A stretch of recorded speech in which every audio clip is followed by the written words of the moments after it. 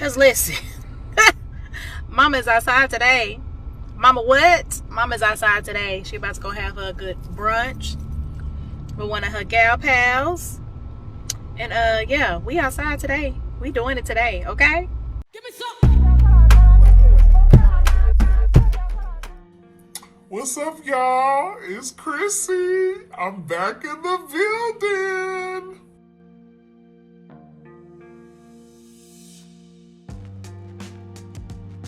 We are here today because originally we recorded a video on endometriosis. The month of March was Endometriosis Awareness Month. But we recorded the video and it got lost. So we are here to get the information out there. And so you'll know.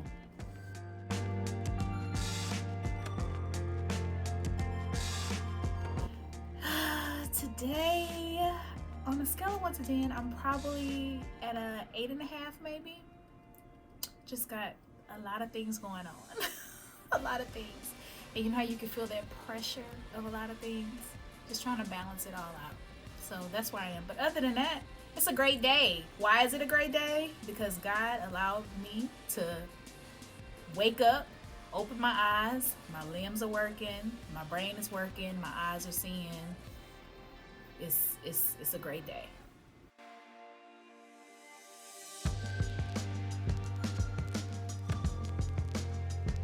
So the definition for endometriosis is a condition resulting from the appearance of endometrial tissue outside the uterus causing pelvic pain. And what does it mean to me? It means a lot. To me, it's bad news, but God is what I can say. I say bad news because from the time that I was 16, I knew that my periods were not normal. The pain that I was feeling, it just wasn't normal. But doctor after doctor, I was told that, yeah, it's just normal. Yeah, let's put you on birth control, and yeah, it'll relieve some of the pain, but yeah, it's normal. But I had to keep advocating for myself every time I went to the doctor, and every different doctor that I tried, if they kept giving me the same answer, I went to another doctor. I found another doctor. It causes a lot, and some complexities are different for others. Symptoms are different. They're not all going to be the same. Similar, but not the same.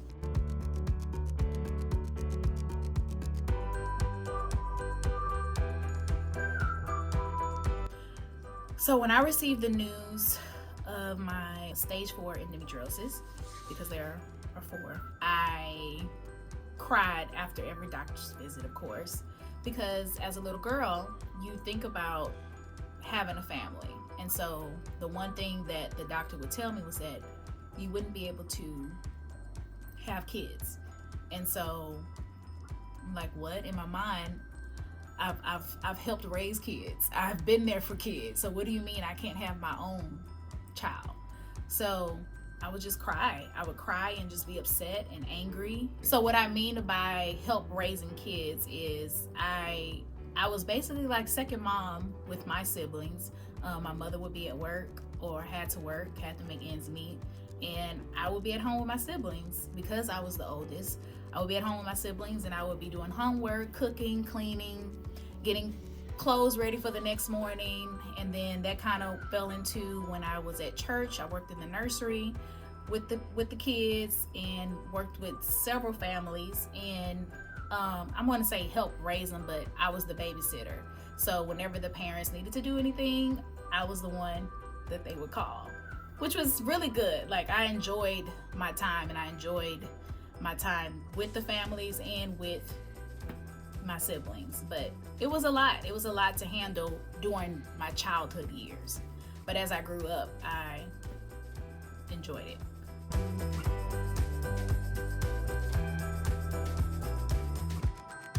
So I had this vision in my head, right? Because I watched the Bill Cosby show.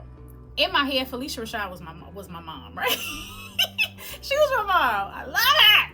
Anywho, when I watched this episode when Rudy got her period, I was like, the outcome of Women's Day. That's all I remember was, oh, when I get up here, I'm gonna have a Women's Day.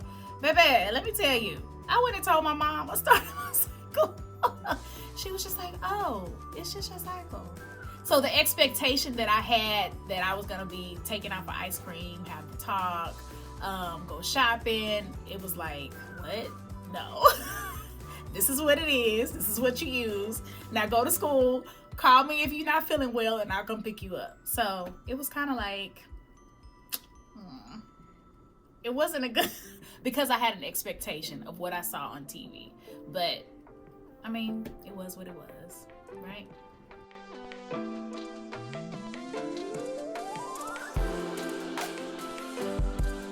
I was 24, I believe. I was 24.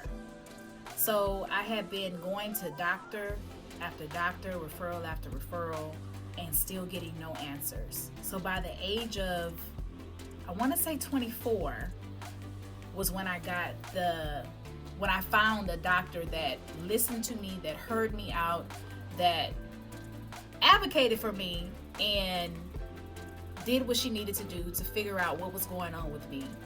That's when I got the news.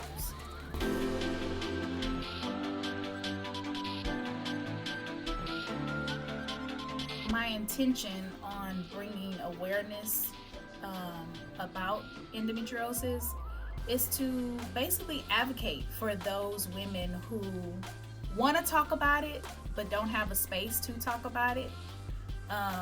As well as there are a lot of women, a lot of my friends and a lot of women that I know that just don't know where to start. They suffer through the pain and won't advocate for themselves to be like, hey, let me go ahead and figure this out. And even sometimes, daughters who are going through it, minors, let me say that, their parents are not advocating, like, I need you to check my daughter. I need you to check to be sure everything is okay, because what she's experiencing, it's not normal. And you get the runaround. The doctors will give a runaround and just refer, oh, well, how about we give her birth control? Birth control is not a cure. Hysterectomy is not a cure. Surgery is not a cure. The pill is not a cure. Hormones are not a cure. Pregnancy is not a cure. Lupron or Orlissa is not a cure. Yoga is not a cure. Meditation is not a cure. Eating fruit and vegetables is not a cure. All the things that I mentioned that are not a cure, they are basically some type of relief, but it does not cure endometriosis. There is not a cure for endometriosis. I wish there was, but there's not. So just wanted to elaborate on that and just want to be an advocate for it. There's no cure for endometriosis. There are ways to make it better, but there's no cure for it.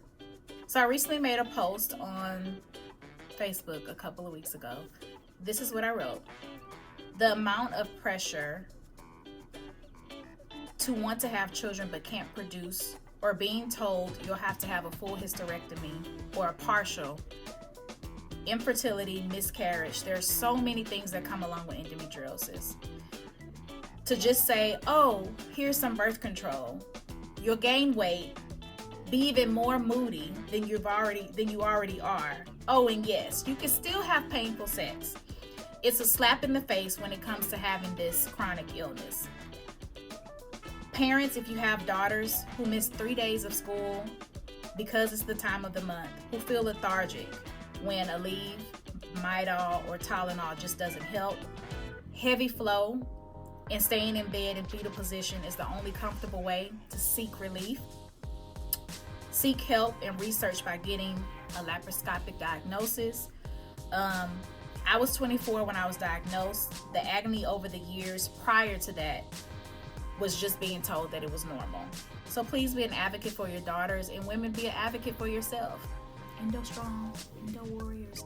Here are some things though that help me.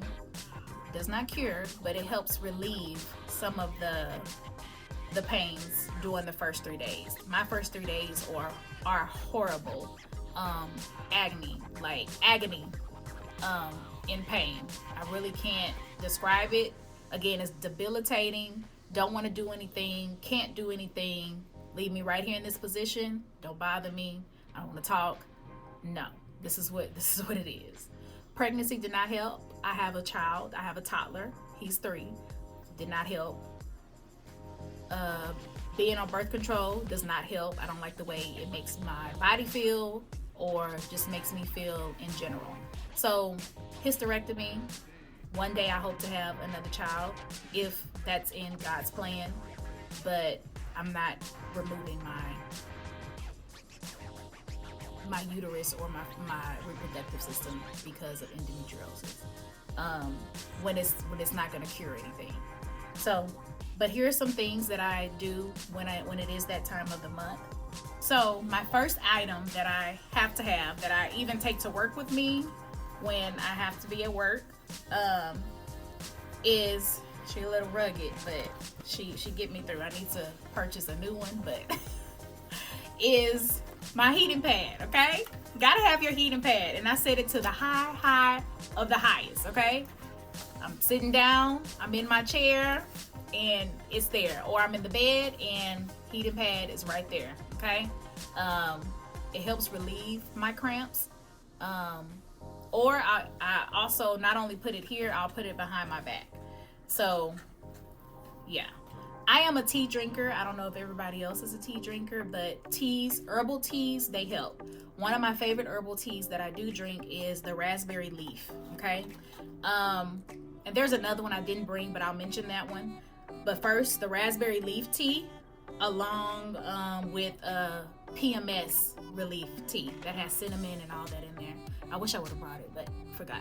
But the raspberry leaf, it eases menstrual cramps and supports a healthy pregnancy. So, no, I'm not pregnant, but you don't have to be pregnant to drink this. You can drink it while you're on your cycle or before your cycle. Another thing, I am a snacker. So, with me being a snacker, dark chocolate is healthy, right? It's a healthy chocolate. So this is a little, I'll be in bed with my heating pad and my tea, and I'll take probably a square of this dark chocolate. It doesn't have to necessarily be this brand, but as long as it's dark chocolate, you can't go wrong. And I know a lot of people don't like dark chocolate, but this is the good stuff. Snack on dark chocolate. I prefer not to take pain meds, right? My doctor has prescribed me pain meds to suppress my cramping or the inflammation of what's going on. So prior to me starting my cycle, once I feel it coming on, I will pop one naproxen. Naproxen is that of ibuprofen or Tylenol or an Aleve, but the milligram is higher for me. So I take a naproxen, and I try not to take any more for the rest of the week. Hygiene wise, so when I'm not wearing the nightlies, there is a brand that I use. It's called Lola, right? It's 100% organic cotton, BPA free, plastic applicator, no synthetic fibers, fragrance free. So yeah, so these are tampons, and they are the super. And look how cute and miniature they are. They're so freaking cute. So I love these. Love them. So you can do like a monthly subscription with them, where they'll send it out every 90 days. And they'll send you, I think this is 3 boxes. This is my second. Yeah, this is 3 boxes. So they'll send you 3 boxes. And they're super cheap. Like, and healthy. For your hoo-ha. Another brand, another thing that I do use, even when I'm not on my cycle, another thing that I do use is Honey Pot. Little 3 pumps in your hand, put it down there. Bathe, after you bathe with your Dove, put that down there. Hey, Honey Pot, get you right. And those are some of the things that I use while I'm on my cycle and while dealing with endometriosis at the same time. So yeah, so I hope this helps. If you have any questions, you can direct message me on any of my social media platforms, or you can leave a comment. Just let me know. I'm here. Now, granted, I am not a doctor. I do not have all the answers. I will quickly, if I don't have the answer, I'll refer you to your doctor, but it's best that you refer to your doctor first before reaching out to me. Like, I can help with food, I can help with, some items that I use, but as far as like making a diagnosis and what you may have, I cannot do that because I am not a doctor. Okay, and I also want to say the brands that I just mentioned, I am in no way, shape, or form sponsored by these brands, but Lola, Traditional Medicinals, if y'all want to, lend it, if you want to sponsor me, I am here, okay?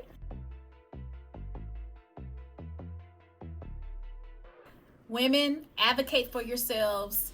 Take those self-care days. Be there for yourself. Find a support group. If it's not your best friends, if it's not the women in your village or in your community, find somewhere where you can vent and talk. Take care of yourself.